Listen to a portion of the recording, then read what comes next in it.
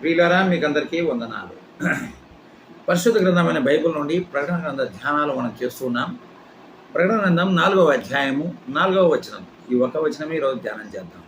ప్రకటన 4:4. సింహాసనం చుట్టూ 24 సింహాసనములు ఉండెను. ఈ సింహాసనములందు 24 పెద్దలు తెల్లని వస్త్రములు ధరించుకొని తమ తలల మీద సువర్ణ కిరీటములు పెట్టుకున్న వారై కూర్చుండిరి. దేవుడి వాక్యము దీవించుగాక. ప్రభునందు ప్రియులారా, ప్రార్థన చేసుకుందాం. కరుణా కటాక్షములు కలిగిన యేసు ప్రభువా, పరిశుద్ధుడా, నమ్మకమైన తండ్రి, నీకే స్తోత్రాలు, వందనాలు నాయన. ప్రకటించుకున్న రీతిగా ఈ రాత్రి జూమ్లో గ్రీన్ సిటీ సంఘము ఇతర సభ్యులు కలుసుకోవడానికి మీరు ఎంతో కృప చూపారు. మీకు వందనాలు. మీ దీవెన ఆశీర్వాదం సమృద్ధిగా అనుగ్రహించండి. చేరి వచ్చిన ప్రతి కుటుంబాన్ని దీవించండి. మందిర నిర్మాణం జరుగుతుంది, సహాయం దయచేయండి. అలాగే మా దేవ, మరి మీ వాక్యం చదువుకున్నాము, వివరించడం నాకు ఎంత మాత్రం శక్తి లేదు, జ్ఞానం లేదు.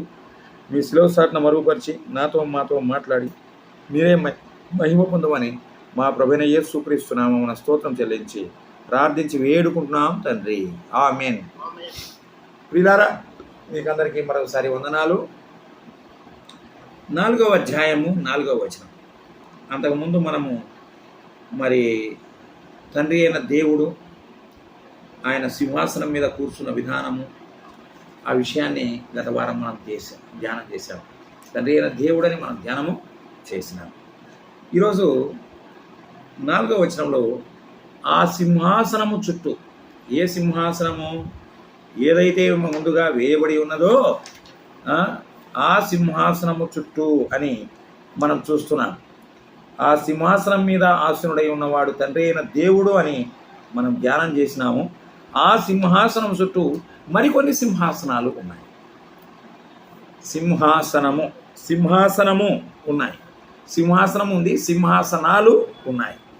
సింహాసనము ఉందంటే సింహాసనము అధికారానికి సాదృశ్యం, పరిపాలనకు సాదృశ్యం, తీర్పుకు సాదృశ్యం. అధికారము, పరిపాలన, తీర్పు, ఇవి సింహాసనం మీద ఇలాంటి వాళ్ళే సింహాసనం మీద కూర్చుంటారు. మీద వాళ్ళంతా మామూలుగా ఉంటారు. కాబట్టి ఇక్కడ 24 సింహాసనాలు ఉన్నాయి. దాని మీద 24 పెద్దలు అని రాశారు. పెద్దలు. ఆ సింహాసనం చుట్టూ 24 పెద్దలు, 24 మంది పెద్దలు ఉన్నారు. వారు తెల్లని వస్త్రములు ధరించుకొని, తెల్లని వస్త్రాలు ఉన్నాయి, తలపైన సువర్ణ కిరీటములు ఉన్నాయి. అంతేకాదు వారు సింహాసనముల మీద కూర్చొని ఉన్నారు, నిలబడలే. అది కూడా గుర్తుంచుకోండి. తెల్లని వస్త్రములు ధరించిన వారు, బంగారు కిరీటములు ధరించినటువంటి వారు సింహాసనముల మీద ఆసీనులై ఉన్నారు. తండ్రి అయిన దేవుని యొక్క సింహాసనం చుట్టూ 24 సింహాసనాలు ఉన్నాయి. ఈ సింహాసనములు 24 మంది పెద్దలు అని కూడా రాసి పెట్టబడింది అక్కడ. పెద్దలు. ప్రకటన గ్రంథంలో 24 మంది పెద్దలు అనే మాట 13 సార్లు ఉంది. 13 సార్లు ప్రకటన గ్రంథంలో ఆ మాట పలుకుతూ ఉంటారు. 24 పెద్దలు, 24 పెద్దలు, 24 పెద్దలు అని. చూడండి, ఈ పెద్దల యొక్క లక్షణం 1-2 మనం చూస్తే 5వ అధ్యాయంలో చూడండి. 5వ అధ్యాయము 4వ వచనం.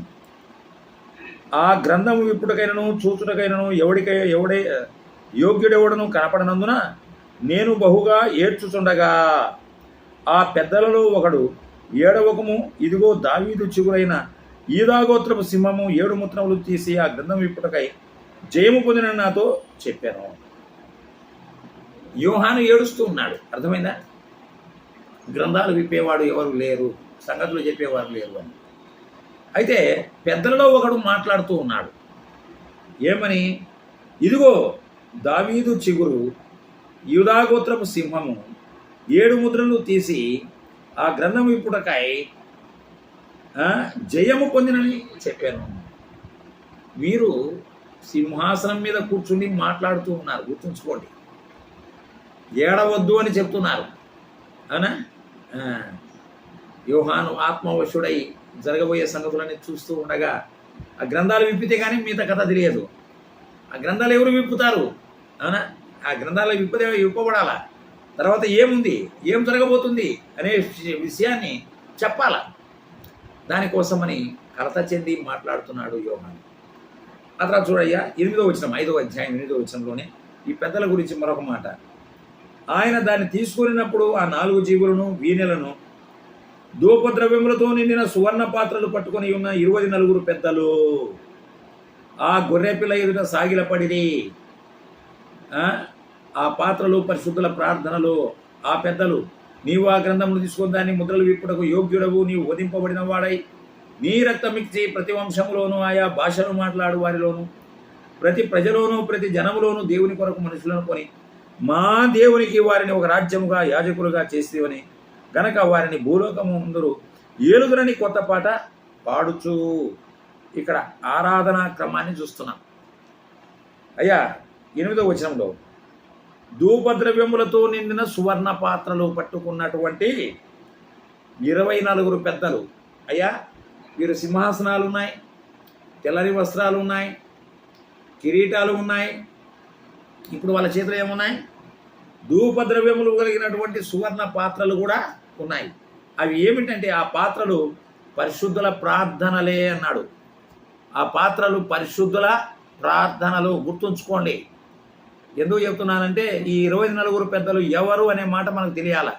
వాళ్ళు ఎవరు అనే దాని గురించి ఆ మాట గుర్తుంచుకోండి. పరిశుద్ధుల ప్రార్థనలు, పాత్రలు పరిశుద్ధుల ప్రార్థనలు. ఆ తర్వాత 7వ అధ్యాయం చూడండి. అంటే ఇక్కడ 10వ వచనం వరకు 5వ అధ్యాయం 8 నుండి 10 వరకు మనం చూసినట్లయితే ప్రభువును ఆరాధించు జనాంగముగా ఉన్నారు 24 పెద్దలు. అర్థమైందా? ఆరాధించువారు.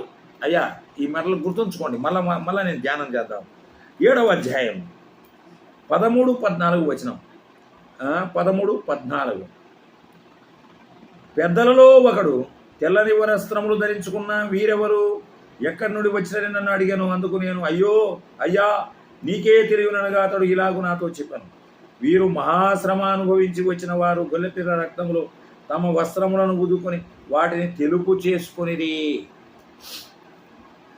పెద్దలలో ఒకడు ఆ ఉన్నటువంటి సమూహాన్ని లెక్కింపశక్యము కాని గొప్ప సమూహము తండ్రి అయిన దేవుని ఎదుట నిలబడి ఉంది. ఆ సమూహాన్ని గురించి మాట్లాడుతూ వీరు ఎవరు అని పెద్దలలో ఒకడు అడుగుతున్నాడు. ఎవరు వీరు? మనంతా పరిశుద్ధులే, ఎత్తబడినటువంటి పరిశుద్ధులే, ప్రభు సన్నిధిలో ఉన్నటువంటి పరిశుద్ధులే. ప్రియులారా, ఇప్పుడు ఆలోచన చేద్దాం. అసలు ఈ పెద్దలు ఎవరు, వీళ్ళు ఎవరు అనే విషయాన్ని మనం చూస్తే వీళ్ళు దేవదూతలా కాదా? నిజంగా మనం ఆలోచన చేస్తే వీరు దేవదూతలు కాదు అని మనం అనొచ్చు. ఎందుకంటే వీరు దేవదూతలు కాదని చెప్పడానికి ఒకే ఒక సాదృశ్యం. మొదటి రాజుల గ్రంథం 22వ అధ్యాయము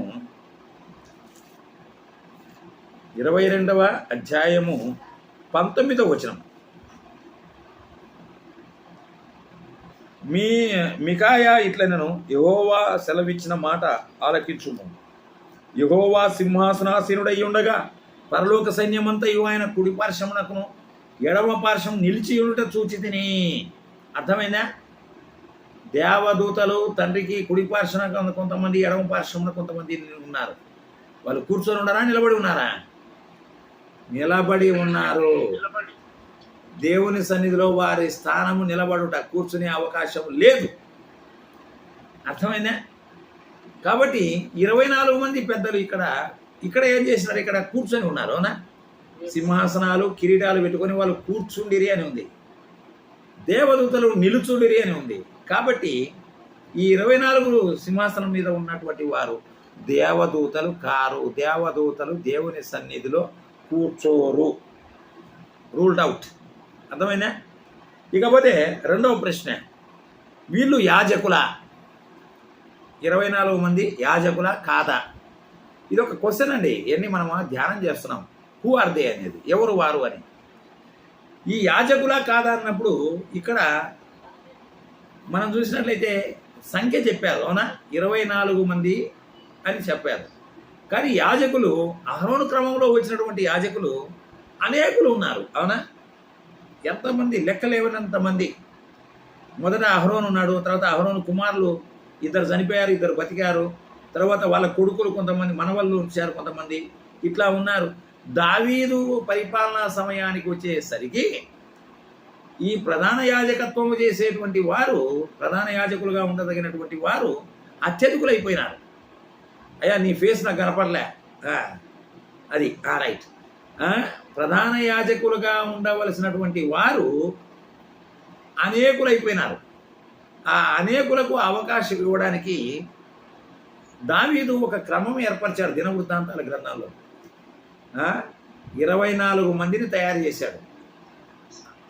ఒక్కొక్కరికి 2 వారాల చొప్పున దాదాపుగా 50 వారాలు గడిచిపోయేటట్లు, 48-50 వారాలు గడిచిపోయేటట్లు సంవత్సరానికి ఒక రొటేషన్ పద్ధతి పెట్టాడు. అదే రొటేషన్లో వచ్చినటువంటి వాడు జకరియా, లూకా సువార్త 1వ అధ్యాయంలో అబియా తరగతిలో యాజకత్వం చేయడానికి వచ్చినటువంటి వాడు యాజకుడు. కాబట్టి యాజకులు అనేక మంది ఉన్నారు. ఇక్కడ 24 అని చెప్తా ఉన్నారు. కాబట్టి వీళ్ళు యాజకులు కాదు. రెండవది, వీళ్ళకు బాబు వీళ్ళ కిరీటాలు ఉన్నాయి, సువర్ణ కిరీటాలు ఉన్నాయి. యాజకులకు సువర్ణ కిరీటాలు లేవు. ప్రధాన యాజకుడికి ఒక స్పెషల్ కిరీటం ఉంటుంది అంతే కదా. నిర్గమకాండం 28వ అధ్యాయంలో వాళ్ళ వస్త్రాలు, వేషధారణ అంత గురించి చెప్పబడింది కదా. ఒక ప్రత్యేక వేషధారణ మాత్రం కలిగినటువంటి వారు యాజకుడు. అది కూడా ఒకడే, అవునా? ఒకడు వారానికి ఒకసారి మారుతూ ఉంటారు వాళ్ళు. ఇప్పుడు కూడా మన సంఘాల్లో వాక్యం చెప్పే వాళ్ళు ఎక్కువైపోతే ఒక్కొక్క వారం ఒక్కొక్కరికి వేసుకుంటా డ్యూటీలాగా వేసుకుంటా పోతూ ఉంటారు. ఈ వారం ఇది ఇది ఇది అని. మనం కూడా యాజకులమే. కాబట్టి ఈ 24 మంది యాజకులు కాదు అని చెప్పడానికి ఇది ఒక అవకాశం. ఇక మూడవది, మరొక కొంతమంది ఎలా వాదిస్తారంటే వీళ్ళు 12 మంది 12 గోత్రీకులు, 12 మంది ఏమో 12 మంది గోత్రీకులు, 12 మంది ఏమో అపోస్తులు అని కొంతమంది వాదిస్తున్నారు. చూడండి 21వ అధ్యాయం, ప్రకటన గ్రంథం 21. అయ్యా 21:12. ఆ పట్టణంలోకి ఎత్తైన గొప్ప ప్రాకారమును 12 గుమ్మములు ఉండెను. ఆ గుమ్మముల యొద్ద 12 దేవదూతలు ఉండిరి. ఇశ్రాయేలు 12 గోత్రముల నామములు ఆ గుమ్మముల మీద వ్రాయబడి ఉన్నవి. ఇశ్రాయేలు గోత్రాల పేర్లు పరలోకములో పరిశుద్ధ పట్టణంలో రాసి పెట్టబడి ఉన్నాయి. అర్థమైందా? కాబట్టి కొంతమంది ఇట్లా అంటారు. అలాగనే మిగతా 12 మంది అపోస్తులు అయి ఉండవచ్చు అని కూడా అంటారు. ఈ అపోస్తులు కూడా, అపోస్తులు అనేది మాట మొదలైంది అపోస్తుల కార్యం 2వ అధ్యాయం నుంచి మొదలైంది. తెస్సలోనికి మొదటి పత్రిక 4:16లో సంఘం ఎత్తబడిన తర్వాత ఇంకా అపోస్తులు కూడా లేరు భూమి మీద. కాబట్టి కొంతవరకు ఇది కొంతమంది నమ్ముతారు. ఇది కరెక్ట్గా చెప్పలేము. ఇక నాలుగవ వాదనం ఏమిటాయా అంటే ఈ సంఘము ఈ 24 మంది పెద్దలు వీళ్ళు సంఘ ప్రతినిధులు అని మాట్లాడతారు. సంఘానికి ప్రతినిధులు లాంటి వారు. They are the representatives of the church అని ఒక వాదం ఉంది. ఆ వాదానికి చాలా ఆధారాలు ఉన్నాయి. నమ్మడానికి కూడా అవకాశం ఎక్కువగా ఉంది. దాని గురించి ఇప్పుడు ధ్యానం చేద్దాం. 8 పాయింట్లు ఉన్నాయి. 8 పాయింట్లు ఉన్నాయి. 8 పాయింట్లు ధ్యానం చేసి ముగిస్తాం. వీరు సంఘ ప్రతినిధులు అయి ఉండవచ్చు. అపోస్తులు పునాదులు వేస్తే దాని మీద సంఘాన్ని కట్టుకుంటా పోతా ఉన్నారు. ఇంకా కట్టబడుతూనే ఉంది. ప్రభు మధ్యాకాశానికి వచ్చి కడబూరం మ్రోగేంత వరకు, ఆ బూర మురుగేంత వరకు కడతనే ఉంటారు ఆత్మీయ మందిరం. కాబట్టి ఈ సంఘ ప్రతినిధులు, వీరు సంఘ ప్రతినిధులు అనడానికి అవకాశాలు ఎక్కువగా ఉన్నాయి. నంబర్ 1, మొదటి ఆధారం 5వ అధ్యాయం 9వ వచనం. ఆ పెద్దలు, నీవు ఆ గ్రంథమును తీసుకొని దాని ముద్రలను విప్పుటకు యోగ్యుడవు. నీవు వధింపబడిన వాడవై నీ రక్తమిచ్చి ప్రతి వంశములోను, ఆయా భాషలు మాట్లాడు వారిలోను, ప్రతి ప్రజలోను, ప్రతి జనములోను దేవుని కొరకు మనుష్యులను కొని మా దేవునికి వారిని ఒక రాజ్యముగాను యాజకులుగాను చేసితివి. మనుష్యులను కొని కొంతమంది ఈ ఈ మనుష్యులను కొని అనే కాడ మమ్మును కొని అనే మాట కూడా ఉపయోగిస్తారు. అర్థమైందా? మమ్మును కొని, మమ్మును అంటే ఈ మాటలు పలుకుతున్న వారు కూడా ప్రభు అయిన యేసుక్రీస్తు రక్తము ద్వారా కొనబడినటువంటి వారు పెద్దలు. కాబట్టి ఈ పెద్దలు సంఘమునకు ప్రతినిధులని చెప్పడానికి ఇది ఒక గొప్ప అవకాశం. యేసు ప్రభువే తన రక్తం ఇచ్చి మమ్మల్ని కొన్నాడు, మమ్మల్ని యాజకులుగా చేశాడు, మమ్మల్ని ఒక రాజ్యముగా చేశాడు. ప్రతి ప్రజ, ప్రతి భాష, అన్నీ, ప్రతి వంశము, ప్రతి జనములో మమ్మల్ని కొన్నాడు అని చెప్పడానికి ఒక అవకాశం. ఏం సోదరుడా, అవకాశం ఉందా లేదా? ఉంది. నంబర్ 2, ఇప్పుడు రండి మమ్మును కొని అనే మాట. ఆ తర్వాత ప్రకటన గ్రంథం 4వ అధ్యాయం నుండి 19వ అధ్యాయం వరకు, నంబర్ 2 పాయింట్, 2వ పాయింట్ ఇది. 4 నుండి 19వ అధ్యాయం వరకు సంఘము భూమి మీద లేదు. సంఘము ఎత్తబడింది, అది పరలోకములో ఉన్నది. అర్థమైందా? పరలోకంలో ఉన్నది కనుక పరలోకంలో సంఘానికి ప్రతినిధులైనటువంటి వారిని దేవుడే ఆ సింహాసనం మీద కూర్చుండి పెట్టి ఉండవచ్చు. ఎత్తబడిన సంఘములో ఉన్నటువంటి పెద్దలు అయి ఉండవచ్చు అని ఆలోచన చేయొచ్చు మనం. అర్థమైందా? రైట్. ఆ తర్వాత అయితే 19వ అధ్యాయం నుండి 22వ వరకు పెళ్లి కుమార్తె వస్తుంది. మళ్ళీ అది వేరు. ఈ పెద్దలు అంతా కూడా పెళ్లి కుమార్తెతో సమానం. క్రీస్తు వివాహము అక్కడ నిత్యత్వం అది వేరే మళ్ళా. అయితే ఈ పెద్దలే సంఘానికి ప్రతినిధులు అని చెప్పడానికి ఇది 2వ అవకాశం. 3వది 4వ అధ్యాయము 4వ వచనం, ప్రకటన 4:4. ఆ సింహాసనం చుట్టూ 24 సింహాసనములు ఉండెను. ఆ సింహాసనమందు 24 పెద్దలు. పెద్దలు అనే మాటను మనం ఆలోచన చేసినట్లయితే ఈ పెద్దలు అనే మాట సంఘములో ఉన్నటువంటి పెద్దలకే సూచనగా ఉంది. అవునా? సంఘములో పెద్దలు ఉన్నారు. చూద్దాం అపోస్తుల కార్యములు 14వ అధ్యాయం. పెద్దలు అనే మాట ఇంకెక్కడ రాయలే. యాజకులు ఉన్నారు, దేవదూతలు ఉన్నారు, ఎన్నెన్నో రకాల పరిచయులు ఉన్నారు, పరిచారకులు ఉన్నారు, ధర్మశాస్త్రోపదేశకులు ఉన్నారు. కానీ సంఘాన్ని నిర్మించినటువంటి సంఘాన్ని నడిపించే వారిని మాత్రమే సంఘ పెద్దలు అని పిలువబడుతున్నారు. చూడయ్యా, పెద్దలు అపోస్తుల కార్యములు 14వ అధ్యాయం 23వ వచనం.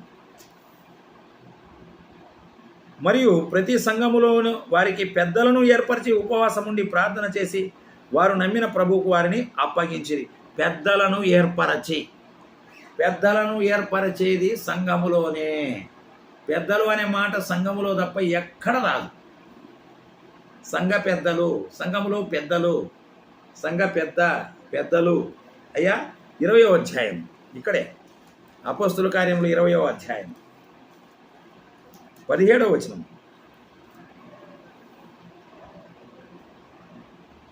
20వ అధ్యాయము 17వ వచనం. అతడు మిలేతు నుండి ఎఫెసుకు వర్తమానం పంపి సంఘ పెద్దలను పిలిపించెను.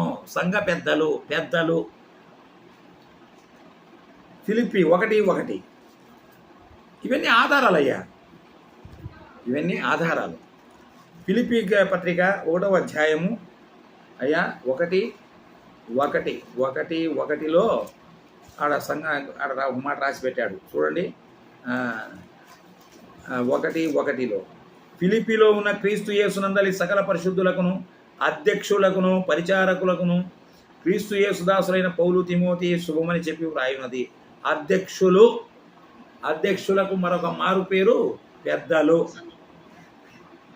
అంతే కదా? అధ్యక్షులు. సంఘములో అధ్యక్షులు ఉంటారు, సంఘములో పెద్దలు ఉంటారు, పెద్ద ఉంటాడు. ఈ పెద్దలు అనే మాట సంఘం ఉన్న కాడల్లా పెద్ద ఉంటాడు, పెద్ద లేని సంఘం ఉండదు. అంతేనా?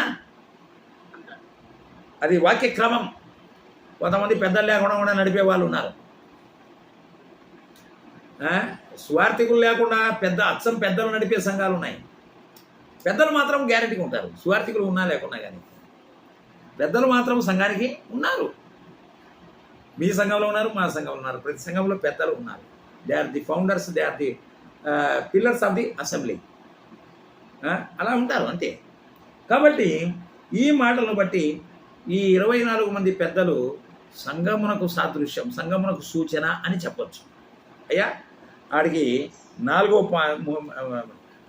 పాయింట్ అయిపోయింది. ఇక 4వ పాయింట్, వీరు తెల్లని వస్త్రములు ధరించుకున్నవారు అని ఉంది. అయ్యా తెల్లని వస్త్రములు, తెల్లని వస్త్రములు ఎవరికి ఉన్నాయి? తెల్లని వస్త్రాలు ఎవరికి ఉంటాయి? 7వ అధ్యాయం చూడండి, ప్రకటన 7:14. 7:14 అందుకు నేను, అయ్యా నీకే తెలియనగా అతడు ఇలాగు నాతో సెలవిచ్చను, వీరు మహాశ్రమ అనుభవించి వచ్చిన వారు గొర్రె పిల్ల రక్తంలో తమ వస్త్రములను ఊదుకొని వాటిని తెలుపు చేసుకునిది. క్రీస్తు రక్తములు కడగబడి పాపమనే వస్త్రాన్ని తీసివేసి పరిశుద్ధమైన తెల్లని వస్త్రాలు ధరించుకున్నవారు, తెలుపు చేసుకున్నవారు, క్రీస్తు రక్తంలో కడగబడినటువంటి వారు. అయ్యా సంఘ పెద్దలు, సంఘానికి ప్రతినిధులు, పెద్దలు అనొచ్చు లేదా సంఘానికి ప్రతినిధులు అయి ఉండొచ్చు 24 మంది. అయ్యా ఆ తర్వాత చూడండి మరొక మాట, ప్రకటన గ్రంథం 3వ అధ్యాయం 4వ వచనం. అయితే తమ వస్త్రములను అపవిత్రపరచుకోనని కొందరు సార్దీసులో ఉన్నారు. వారు అర్హులు గనక తెల్లని వస్త్రములు ధరించుకొని నాతో కూడా సంచరించెదరు. తెల్లని వస్త్రములు ధరించుకున్న వారు సార్దీసు సంఘంలో ఉన్నారు. పవిత్రమైన జీవితాన్ని కలిగినటువంటి వారు, వారు నాతో కూడా ఉన్నారు అని చెప్తున్నారు. విన్నారా? ఈ మాటలు తెల్లని వస్త్రములు ధరించుకున్న వారు సంఘ ప్రతినిధులుగా ఉన్నారు, సంఘానికి సాదృశ్యముగా ఉన్నారు. 24 సింహాసనాలే కనపడుతున్నాయి, కానీ ఇంకా ఏమో ఎలా ఉంటుందో మనం చెప్పలేం. ఆ అద్భుతమైన దృశ్యం. ఆ తర్వాత చూడండి 4వ అధ్యాయంలోనే కదా, 20 సింహాసనం చుట్టూ 24 సింహాసనములు ఉండెను. ఈ సింహాసనం ముందు 24 పెద్దలు తెల్లని వస్త్రములు ధరించుకొని, పెద్దలైపోయింది, తెల్లని వస్త్రాలు అయిపోయింది, తమ తలల మీద సువర్ణ కిరీటములు పెట్టుకున్నవారు. కిరీటములు ఇదివరకు మనం ధ్యానం చేశామా? కిరీటాలు ఎవరికి ఉన్నాయి? పరిచర్య చేసిన వారికి అందరికి కిరీటాలు ఉన్నాయి. ఒకసారి ధ్యానం చేశాము. ఇక మళ్ళీ నేను చెప్పాను, రెఫరెన్సులు చాలా రాసుకున్నా కానీ నేను చెప్పదలుచుకోలే, కానీ పేర్లు చెప్తాను. 1 నీతి కిరీటం, అవునా? 2వది జీవ కిరీటం, 3వది వాడబారని మహిమా కిరీటము, అయ్యా అక్షయ కిరీటము, అక్షయ కిరీటము. ఇవన్నీ ఎవరికి? ప్రభు పరిచర్యలో ప్రయాసపడినటువంటి వారికి, పాలు పొందినటువంటి వారికి, బలా నమ్మకమైన దాసుడు అన్నటువంటి వాడికి దేవుడిచ్చే బహుమానాలు.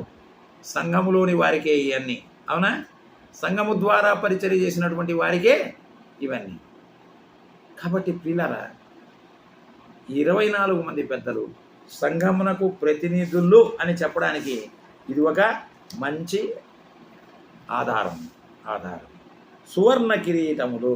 ఇప్పుడు రండి, వాడికి 5 అయిపోయినాయి. ఇక 6వది చెప్తాను. 24 మంది ఎక్కడ ఉన్నారు? సింహాసనాల మీద కూర్చొని ఉన్నారు కదా. సింహాసనము, అయ్యా సింహాసనము ఇందాకనే చెప్పాను. సింహాసనం మీద కూర్చున్న వారికి అధికారం ఉంటుంది, పరిపాలన ఉంటుంది, తీర్పు తెచ్చే అధికారము ఉంటుంది. ఇవన్నీ అధికారం, పవర్డ్. వారి చేతిలో అధికారం అనేది ఉంది.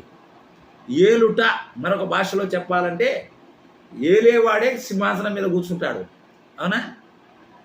ఏలేవాడే కూర్చుంటాడు. కాబట్టి ఎవరు వెళ్తారు? మనమే ఏలేది. దానికి కూడా సూచనలు ఉన్నాయి. చూడండి, ప్రకటన గ్రంథం 3:21. ప్రకటన గ్రంథం 3వ అధ్యాయము. ఎవరు ఏలుతారు? సింహాసనం మీద కూర్చొని ఏలువారు ఎవరు? చూడు, 3:21. నేను జయించి నా తండ్రితో కూడా ఆయన సింహాసనం ముందు కూర్చి ఉండి ప్రకారం జయించు వానిని నాతో కూడా నా సింహాసనం ముందు కూర్చుండనించెదను. ఎవరు? సంఘమే. జయ జీవితం కలిగినటువంటి వారిని, జయించినటువంటి వారిని నా తండ్రితో కూడా ఆయన సింహాసనం ముందు కూర్చి ఉండి ఉన్న ప్రకారం జయించు వానిని నాతో కూడా నా సింహాసనం ముందు కూర్చుండనిచ్చేదను. అంటే నేనే అవకాశం ఇస్తాను, సింహాసనం ఇస్తాను అంటున్నాడు. అబ్బా, కాబట్టి ఈ సింహాసనం మీద కూర్చున్నటువంటి వాడు సంఘ ప్రతినిధి, జయించువాడు ఎవడైనా కావచ్చు, సంఘంలో ఎవడైనా, సంఘమంతా కావచ్చు కూడా, అవునా? జయ జీవితం కలిగినటువంటి వాడు. ఇక రెండో విషయానికి పోతే రోమా పత్రిక 8వ ఇక్కడే మరొక పాయింట్ దీనికి సపోర్టుగా రోమా పత్రిక 8వ అధ్యాయము, రోమా పత్రిక 8వ అధ్యాయము 8:17 మనము పిల్లలమైతే వారసులము, అనగా దేవుని వారసులము, క్రీస్తుతో కూడా మహిమ పొందుటకు ఆయనతో శ్రమపడిన యెడల క్రీస్తుతోటి వారసులము. క్రీస్తుతోటి వారసులము. దేనికి వారసులము? క్రీస్తుకు ఏమేమి కలిగి ఉన్నాయో అవన్నిటికీ మనము వారసులం. క్రీస్తుకి ఏముంది? పరలోకములో సింహాసనం ఉంది. అనా జయించు వానిని నాతో కూడా నా సింహాసనం ముందు కూర్చుండనిచ్చేదని అంటున్నాడు. అంటే మనం వారసులం కాబట్టి మనకు అవకాశం ఇస్తున్నాడు. అదిగో శ్రమపడిన ఎడల క్రీస్తుతో కూడా మహిమ పొందుటకు ఆయనతో శ్రమపడిన ఎడల క్రీస్తుతోటి వారసులం. శ్రమపడిన వారికి అంటాడు. అయ్యా, పని చేసిన వాడికి ఆశీర్వాదం ఉంది, సేవ చేసిన వాడికి విశేషమైన ఆశీర్వాదం ఉంది, ఫలాలు ఉన్నాయి. వాని క్రియల చొప్పున వానికి సిద్ధపరిచిన జీతము నా దగ్గర ఉన్నది. కాబట్టి ఇది సంగమనకు సాదృశ్యం అని చెప్పగలుగుతున్నాం. అలానే తిమోతి రాసిన 2వ పత్రికలో కూడా 2వ పత్రిక 2వ అధ్యాయం 2వ పత్రిక 2వ అధ్యాయం ఎన్నోసార్లు ధ్యానం చేసినాం. 2:12 సహించిన వారైతే ఆయనతో కూడా ఏలుదుము. సహించిన వారమైతే ఆయనతో కూడా ఏలుదుము. ఏలుట, అక్కడ ఏలాలంటే ఇక్కడ ఏం చేయాలా? ఓర్చుకోవాలా. బాధించేవారు, వేధించేవారు. సంఘ పెద్ద అంటే మామూలు రకం కాదు. ప్రతి ఒక్కరు సిలువ వేస్తారు పట్టుకొని పెద్దల్ని, అవునా? అందరికన్నా సులభంగా దొరికేవారు ఎవరు? పెద్దలే. చాలామంది స్టేజ్ కోరుకుంటారు. స్టేజ్ ఎక్కావా సిలువ వేస్తారు. జాగ్రత్త, సిలువ వేయించుకునే ఓపిక ఉంటేనే స్టేజ్ ఎక్కాల, అవునా? కూర్చున్న వాళ్ళు అందరూ 400 మంది కూర్చున్నారు అనుకోండి, తలా ఒక రాయి వేసేయాలంటే దెబ్బ తెస్తావు, అవునా కదా? కాబట్టి పిల్లరా, సంఘ పెద్ద బాధ్యత చాలా చాలా గొప్పది. 100 మందికి జవాబు చెప్పే అంత ఓర్పు ఉండాలా, సహనం ఉండాలా. బాధించేవారు, వేధించేవారు, మాట్లాడేవారు, హింసించేవారు, చీ అనేవాళ్ళు, చీ కొట్టేవాళ్ళు, ప్రేమించే అన్ని రకాల ప్రజలు, అన్ని రకాల ప్రజల యొక్క రాళ్ళు తగిలేది పెద్దకే. అందుకనే సహించిన వారైతే మీరు ఏలుతారు అంటున్నారు. సంఘంలో సహించాలా? రోడ్డు మీదకి పోయి సువార్త పడుకుంటే అక్కడ కూడా దెబ్బలే, అవునా? ఎక్కడికి పోయినా సమస్యలే. సంఘ పెద్ద అనేది ఒక గొప్ప కార్యక్రమం. దాన్ని జయించాలా, జయ జీవితాన్ని కలిగి జీవించాలా. శ్రమపడిన ఎడల నువ్వు క్రీస్తుడి వారసులకు, సహించిన ఎడల నువ్వు ఏళ్తావు. కొరింథీయులకు రాసిన మొదటి పత్రిక 6వ అధ్యాయం. కొరింథీయులకు రాసిన మొదటి పత్రిక 6వ అధ్యాయం 6వ అధ్యాయము బాబు 2-3 వచనాలు. పరిశుద్ధులు లోకమునకు తీర్పు తీర్చెదరని మీరు ఎరుగరా? మీ వలన లోకమునకు తీర్పు జరగవలసి ఉండగా మిక్కిలి అల్పమైన ఈ సంగతులను తీర్పు తీర్చుటకు మీకు యోగ్యత లేదా? మనము దేవదూతలకు తీర్పు తీర్చుమని ఎరుగరా? బాబు మరొక విషయం చెప్తున్నాడు. లోకమునకు తీర్పు తీర్చుట అంటే మీరు జడ్జీలు అంతే కదా, న్యాయమూర్తులే కదా తీర్పు తీర్చేది.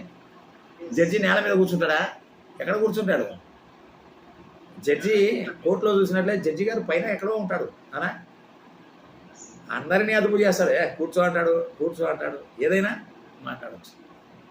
సర్వాధికారాలు ఉన్నాయి. తీర్పు తీర్చే అధికారం, సింహాసనము, తీర్పు తీర్చే అధికారం, పరిపాలనా అధికారం, తీర్పు తీర్చే అధికారం. ఈ లోకానికి తీర్పు తీరుస్తాము. పడిపోయిన దేవదూతలకు సైతం మనము తీర్పు తీర్చే వారంగా ఉంటాం. అబ్బా, ఎంత గొప్ప భాగ్యం! అందుకనే హెబ్రీ 1లో అంటాడు, ఈ పరిచర్య దేవదూతలకు కూడా అప్పగించకుండా మనకు అప్పగించినాడంట దేవుడు. దేవదూతలకు ఈ పరిచర్య అప్పగించలే అంటే దేవదూతల కన్నా మిన్నగా దేవుడు మనల్ని లెక్కించుతున్నాడు. ఎంత గొప్ప విషయం! విశ్వాసి, నీ భాగ్యం ఎంత గొప్పది! ఎంత గొప్ప భాగ్యవంతుడావు! క్రీస్తును నమ్మి మన విశ్వాసయాత్రలో సాగుతున్న మనకు నిన్ను పోలిన వాడెవడు? నిన్ను పోలిన వాడే లేడు. దేవదూతలకే తీర్పు తీర్చే అధికారం దేవుడు నీకు ఇవ్వబోతున్నాడు. ఎంత గొప్ప భాగ్యం! మనం ఏముందిలే, సామాన్యులంలే అనుకుంటాం. కాదు, ఈ లోకానికి తీర్పు తీర్చేటువంటి వారము. తీర్పు తీర్చే ముందుగా ఈ లోకానికి మనకు లోకానికి తీర్పు ఉందని మనం చెప్పాలా. ఈ లోకంలో మనం అవునా, జడ్జి కూడా చెప్తాడు ముద్దాయిలను పట్టుకొని, తీర్పు తీరుస్తున్నా, నీకు శిక్ష పడుతుంది, జాగ్రత్త అంటాడు. అవునా, జడ్జి అంటాడా లేదా? అంటాడు. మరి విశ్వాసయాత్రలో సాగుతున్నాం ఈ భూమి మీద. ఈ లోకానికి తీర్పు తీర్చే అధికారం దేవుడు ఇవ్వబోతున్నాడు. సింహాసనం మీద కూర్చుని పెడుతున్నాడు మనల్ని. ఇప్పుడు సువార్త చెప్పాలా లేదా? అయ్యా, మీ పాపం వలన శిక్ష మీకుంది, మీకు తీర్పు ఉంది, మీకు నరకం ఉంది, తప్పించుకోండి. దేవుడు అవకాశం ఇస్తున్నాడు. పాపుల రక్షకుడైన యేసుక్రీస్తు యొక్క రక్తంలో మీరు కడుక్కున్నట్లయితే, మీ పాపాలు ఒప్పుకొని ఆయన రక్తంలో కడుక్కున్నట్లయితే, యేసు రక్తము ప్రతి పాపము నుండి మిమ్మల్ని పవిత్రులుగా చేసి దేవుని బిడ్డలుగా, దేవుని వారసులుగా మిమ్మల్ని మార్చుతుంది. తీర్పు తీర్చే విశ్వాసి జాగ్రత్త. లోకానికి మనం తీర్పు తీర్చబోతున్నాం కనుక మనము లోకానికి తీర్పును గురించి వివరించవలసిన బాధ్యత ఈ భూమి మీద మనకు ఉన్నది. పేతురు రాసిన మొదటి పత్రిక 2వ అధ్యాయం. పేతురు రాసిన మొదటి పత్రిక 2వ అధ్యాయము 9వ వచనం. నాకందరికీ తెలిసిన విషయం ఇది కూడా. అయితే మీరు చీకటిలో నుండి ఆశ్చర్యకరమైన తన వెలుగులోనికి మిమ్మల్ని పిలిచిన వాని గుణాతిశయములను ప్రచురము చేయు నిమిత్తము ఏర్పరచబడిన వంశము. మనము ఏర్పరచబడిన వంశము, రాజులైన యాజక సమూహము. ఎవరంట మనం? రాజులైన యాజక సమూహం. అంటే రాజులము, యాజకులము, పరిశుద్ధ జనము, దేవుని సొత్తు. కాబట్టి ఈ మాటల్లో మనకు దొరికిన మాట ఒకే ఒక మాట, రాజులము. అనా, రాజునికి నువ్వు రాజు అయితే రాజుకి ఏముండాలా? సింహాసనం ఉండాలా? రాజుకి ఏముండాలా? సింహాసనం ఉండాలా? కిరీటం ఉండాలా? సింహాసనం ఉండాలా? కిరీటము సింహాసనం లేకుండా నువ్వు రాజు అంటే లాభంలే. మన చర్చిలో చాలామందికి రాజు రాజు అని పేరు పెట్టుకొని సాగుతూ ఉంటాము. మనం రాజులేం కాదు. ఇక్కడ రాజు అన్నవాడికి ఏముండాలా? సింహాసనం ఉండాలా, కిరీటం ఉండాలా. ప్రియులారా, ఆ రెండు మనకు పరలోకమందు దేవుడు అనుగ్రహించబోతున్నాడు. మనం రాజులము. Yes, we are Kings. మనం రాజులమే. ఎంత ఘనంగా చెప్పుకోవాలంటే అంత ఘనంగా చెప్పుకోవచ్చు మనం. రాజులము. కాబట్టి ఈ 24 పెద్దలు వీరు వీరు వీరు ఎవరు? వీరు సంగమునకు సూచన అని చెప్పడానికి ఈ 6వ పాయింట్, ఈ సింహాసనం అనేది దోహదపడుతుంది. ఇక 7వ పాయింట్ ఇందాక మనం చదువుకున్నాం. ప్రకటన గ్రంథం 5వ అధ్యాయము 8వ వచనం. 5:8. ఆయన దానిని తీసుకువెళ్ళినప్పుడు ఆ 4 జీవులను, వీణలను, ధూపద్రవ్యములతో నిండిన సువర్ణ పాత్రలు. వాళ్ళ దగ్గర ఏమున్నాయి? 24 పెద్దల దగ్గర ఏమున్నాయి? ధూపద్రవ్యములతో నిండిన సువర్ణ పాత్రలు. ధూప ద్రవ్యములతో నిండిన సువర్ణ పాత్రలు. ఆ పాత్రలు పరిశుద్ధుల ప్రార్థనలు. ప్రార్థన ఎవరు చేస్తారు బాబు? అయ్యా, ప్రార్థన ఎవరు చేస్తారు? యాజకులే చేసేది. ప్రజల పక్షాన దేవుని సన్నిధిలో ప్రార్థన చేసేవాడు యాజకుడు. అందుకనే ప్రకటన గ్రంథం 1వ అధ్యాయం చూడండి, 1:6లో, మనల్ని ప్రేమించుతూ తన రక్తం వలన మన పాపముల నుండి మనం విడిపించిన వానికి మహిమయు ప్రభావమును యుగయుగములు కలుగును గాక. ఆమేన్. ఆయన మనల్ని తన తండ్రి యొక్క దేవునికి ఒక రాజ్యంగాను యాజకులను గాను చేసెను. ధూపద్రవ్యములు కలిగి ఉండడం అనేది యాజకత్వానికి సాదృశ్యం. యాజకత్వం.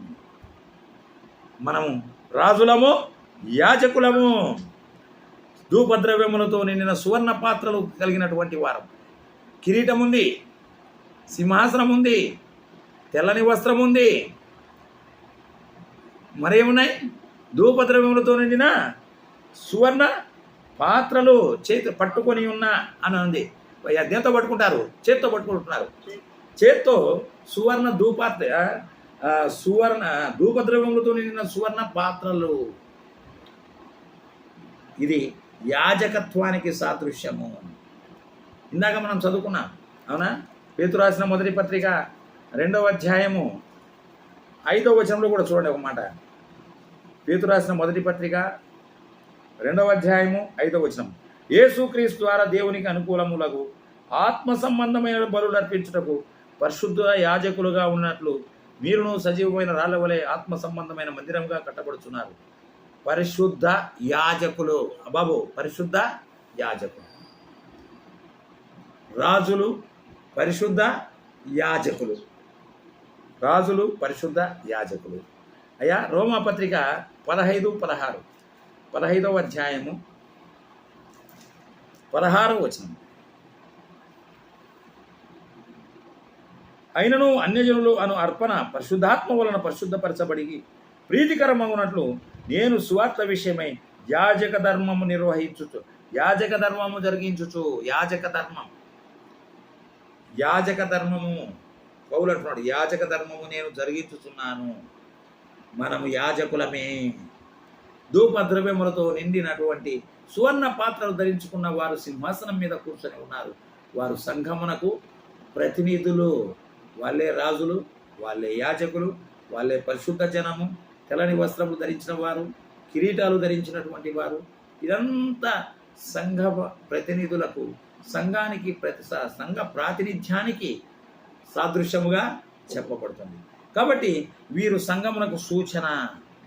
సింహాసనములు రాజులకు సూచన. సువర్ణ పాత్రలు యాజకులకు సూచన. అర్థమైందా? సింహాసనము రాజులు, సువర్ణ పాత్రలు యాజకులు. కాబట్టి ఇప్పుడు మనల్ని ఏమని పిలవాలా? పేతురు రాసిన మొదటి పత్రిక 2:9 ప్రకారం రాజులైన యాజక సమూహము. రాజులైన యాజక సమూహం ఏమిటిది? సంఘమే. ఈ 2 కలిగిన వాళ్ళు ఎవరు? 24 పెద్దలు. కాబట్టి ఇది సంఘానికి ప్రతినిధులు వీళ్ళు. పాత నిబంధన కాలంలో అలా లేదు. సౌలు రాజుగా ఉన్నాడు, అవునా? ఆవేశంతో పోయి ధూపం వేయడానికి ప్రయత్నం చేశాడు. దేవుని ఆజ్ఞను అతిక్రమించినాడు కాబట్టి ఆయనకు రాజరికమే పోయింది. అసలు నిన్ను నేను తీసేస్తున్నాను అన్నాడు. రాజు పనే చేయాలా, యాజకుడు పనే చేయాలా. ఆ 2 పనులు చేయడానికి పాత నిబంధన ఒప్పుకోదు. ఉజ్జియా రాజు కూడా అంతే. రౌద్రంతో పోయి ధూపం వేశాడు. నొసట కుష్టం కలిగింది. రాజు పని రాజే చేయాలా, యాజకుడు పని యాజకుడు చేయాలి. యాజకుడు రాకపోతే యాజకుడు అట్లానే ఉండాలి, రాజు లేకపోతే రాజు అట్లానే ఉండాలి. అయితే ఈ కొత్త నిబంధన కాలంలో మనం ఏమైనాము? మనమే రాజులమైనాము, మనమే యాజకులమైనాము. ప్రియులారా, యూదా గోత్రం అంతా రాజులు వచ్చారు, అవునా? యూదా గోత్రంలో రాజులందరూ ఎక్కడ వచ్చారు? యూదా గోత్రంలో వచ్చారు. యాజకులు ఏ గోత్రంలో వచ్చారు? లేవీయుల గోత్రంలో వచ్చారు. యాజకులు లేవీ గోత్రము, రాజులు యూదా గోత్రము. మనము యూదా లేవీ 2 గోత్రాలు కలిపి కొట్టినట్లే రాజులైన యాజక సమూహం. ఏంది సోదరా ఈ భాగ్యం? ఎంత గొప్ప భాగ్యం! ఒక పక్క పరిపాలన ఇస్తానంటున్నాడు, ఒక పక్క తీర్పు తీర్చే అధికారం ఇస్తానంటున్నాడు, ఒక పక్క యాజకత్వం చేయమంటున్నాడు. అబ్బా, అన్ని రకాల అవకాశాలు ప్రభు అయిన యేసుక్రీస్తు వారు ఆయన ఎందుకు విశ్వాసం ఉంచడం ద్వారా విశ్వాసికి ఆ భాగ్యాన్ని అనుగ్రహించినాడు. ఎంత ధన్యులం మనం! ఎవరికి లేని ధన్యత సంఘానికి ఇచ్చాడు. సంఘం ఇస్ ద గ్రేట్. ఎంత గొప్పది సంఘం! యేసు ప్రభు ఎంత గొప్ప ఆధిక్యత అనుగ్రహించాడు. కాబట్టి ప్రియులారా, ఈ 2 రాజక రాజరికము యాజకత్వము రెండూ చేసే భాగ్యము సంఘానికి దేవుడిచ్చారు. ఇప్పుడు రండి ఇక చివరి పాయింట్. కాబట్టి 24 మంది పెద్దలు సంఘమని చెప్పడానికి, సంఘ ప్రతినిధులని చెప్పడానికి ఇది ఒక అవకాశం. 8వ పాయింట్, ప్రకటన గ్రంథం 4వ అధ్యాయం 10 నుండి 11 వచనాలు. ఆ 24 పెద్దలు సింహాసనమునందు ఆసీనుడయ్యుండు వాని ఎదుట సాగిలపడి యుగయుగములు జీవించున్న వానికి నమస్కారం చేయుచు, ప్రభువా మా దేవా, నీవు సమస్తమును సృష్టించితివి, నీ చిత్తమును బట్టి అవి ఉండేను, దాన్ని బట్టియే సృష్టింపబడిన కనుక నీవే మహిమ ఘనత ప్రభావములు పొందనారు కూడా చెప్పచ్చు. తమ కిరీటములను సింహాసనము ఎదుట పడవేసిరి. ఈ 10వ వచనము 11వ వచనము ఎంత రాజైనా ఎంత యాజకుడైనా దేవుడికి ఏం చేయాలా? సాగిలపడాల్సిందే. 24 మంది పెద్దలు ఆరాధన చేస్తున్నారు, స్తుతి చేస్తున్నారు. సంఘానికి ఉన్నటువంటి ప్రప్రథమమైనటువంటి పని ఏంటి? దేవుని స్తుతించుట, ఆరాధన చేయుట. అందుకని ప్రతి ఆదివారం మనం సమాజంగా కూడి ఏకకంఠముతో ప్రభువును ఆరాధిస్తాము, కీర్తిస్తాము, స్తుతిస్తాము, ఆయన్ను ఆరాధించుతాము. ఆరాధించేదే సంఘము, ఆరాధించేదే సంఘం. అర్థమైందా బాబు? సంఘం ఒక్కటే ఆరాధన చేస్తుంది, ఇక ఎవరు ఆరాధన చేయరు. భూమి మీద సంఘం చేస్తుంది, ఎత్తబడిన సంఘము పరలోకంలో కూడా ఆయనకు సాగిలపడి నమస్కారం చేస్తుంది. అదే కదా ఇక్కడ 5:9 కూడా చూడండి. ఆ పెద్దలు, నీవు ఆ గ్రంథము తీసుకొని దాన్ని ముద్రలకు యోగ్యుడవు, కొత్త పాట పాడిరి. 12వ వచనం చూడండి. వారు వధింపబడిన గొర్రెపిల్ల శక్తియు ఐశ్వర్యము జ్ఞానము బలమును ఘనతయు మహిమయు స్తోత్రము పొందనారు అని గొప్ప స్వరముతో చెప్పుచుండేది. ఇది కూడా ఆరాధనే. 4వ అధ్యాయం 10వ వచనంలో ఆరాధన, 5వ అధ్యాయం 10వ వచనంలో కూడా ఆరాధన. 11, 16లో చూడండి. 11వ అధ్యాయం. అంతటా దేవుని ఎదుట సింహాసనాసీనులకు ఆ 24 పెద్దలు సాష్టాంగపడి దేవునికి నమస్కారము చేసి, 11, 16లో కూడా 24 పెద్దలు సాష్టాంగపడి నమస్కారము చేసి, నమస్కారము సాష్టాంగపడము ఆరాధనకు సాదృశ్యం. ఇది సంఘమే, భూమి మీద సంఘమే, పరలోకంలో కూడా సంఘమే. సంఘ ప్రతినిధులే ఆరాధన చేస్తున్నారు. 19:4 ప్రకటన గ్రంథం 19:4. అప్పుడు ఆ 24 పెద్దలను 4 జీవులను సాగిలపడి ఆమెన్ ప్రభువును స్తుతించుడి అని చెప్పుచు సింహాసనాసీనుడకు దేవునికి నమస్కారము చేసిరి. నమస్కారము చేయుట, ఆరాధించుట. కాబట్టి ప్రియులారా, ఇవి పరలోకములో ఆరాధన. అయ్యా, పరలోకములో దేవుని ఆరాధన. భూమి మీద కూడా మనకు తెలుసు కదా, యోహాను సువార్త 4:23లో దేవుడు ఆత్మ కనుక ఆయన ఆరాధించువారు ఆత్మతో సత్యంతో ఆరాధన. అపొస్తలుల కార్యములు 2:46లో రొట్టె విరుచుట ఎందును ప్రార్థన 7:46 వారి ఇంటింటా కూడి ఆరాధన చేస్తుండరా ఏమనింది? 2:46 అయ్యా, 2:46. మరియు వారు ఏక మనస్కులై ప్రతిదినం దేవాలయంలో తప్పగా కూడుకొనుచు ఇంటింటా రొట్టె విరుచు దేవుని స్తుతించుట, ఆరాధించుట. ఇది ఆరాధనే. మొదటి కొరింథీ పత్రిక 10:16. మొదటి కొరింథీ పత్రిక 10:16. మనము దీవించు ఆశీర్వచన పాత్రలోనిది త్రాగుట క్రీస్తు రక్తములో పాలు పుచ్చుకున్నటయే. మనం విరుచు రొట్టె క్రీస్తు శరీరంలో పాలు పుచ్చుకోండి. ఇది ఆరాధన, భూమి మీద ఆరాధన ఇదంతా. ఎఫ్సి పత్రిక 5:20. ఎఫ్సి పత్రిక 5:20.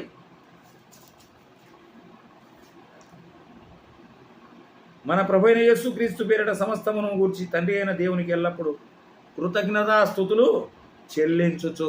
ఆరాధన, భూమి మీద ఆరాధన, పరలోకంలో ఆరాధన.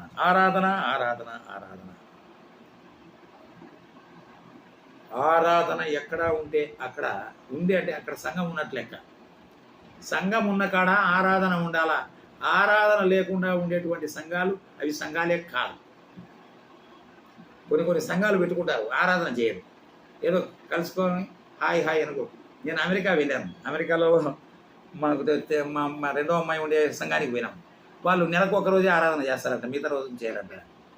ఆ పాస్టర్ను ఆయన్ను పెద్దలను కూర్చోబెట్టి అదే పనిగా దేవుని వాక్యం ఇలా ఆయన చూపించి, ఆదివారం రొట్టె విరవాలా, ఆరాధన చేయాలా, కూడుకొని పాటలు పాడుకొని వాక్యం చెప్పుకొని పోతే అది ఆరాధన అందరూ.